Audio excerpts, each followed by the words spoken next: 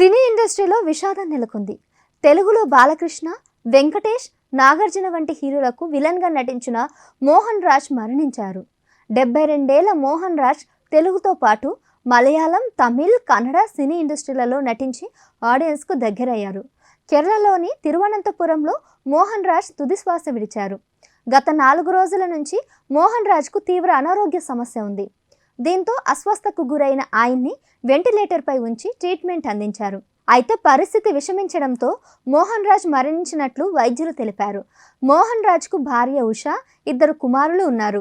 ఇక మోహన్ రాజ్ సినీ జీవితంలోకి వెళ్తే ఆయన తెలుగు, తమిళ, కన్నడ, మలయాళ సినిమాల్లో ఎక్కువగా విలన్ పాత్రలే చేశారు. టాలీవుడ్ ఇండస్ట్రీలో lorry driver, Shivayya, assembly rowdy, Samarasimha Reddy, Chennakesava Reddy లాంటి మూవీస్లో పవర్ఫుల్ విలన్ క్యారెక్టర్స్ చేసి ప్రేక్షకులను మెప్పించారు. దాదాపు 300కు పైగా సినిమాల్లో మోహన్ రాజ్ నటించారు. ఇకపోతే మోహన్ రాజ్కు మలయాళ ఇండస్ట్రీలో వేరే పేరు కూడా ఉంది. కిరిక్కడాన్ జోస్ అనే పేరుతో 100కు పైగా చిత్రాల్లో ఆయన కనిపించారు.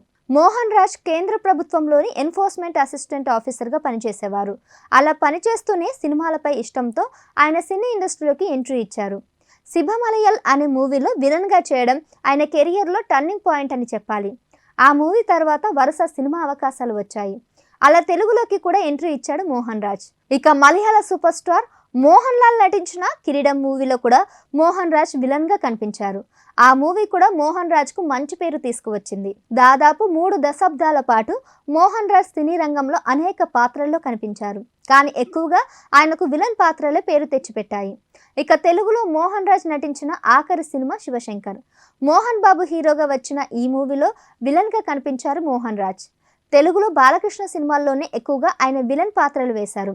మోహన్ రాజ్ మృతి పట్ల సినీ ప్రముఖులు దిగ్భ్రాంతి వ్యక్తం చేశారు. ఆయన కుటుంబానికి సానుభూతిని తెలియజేశారు.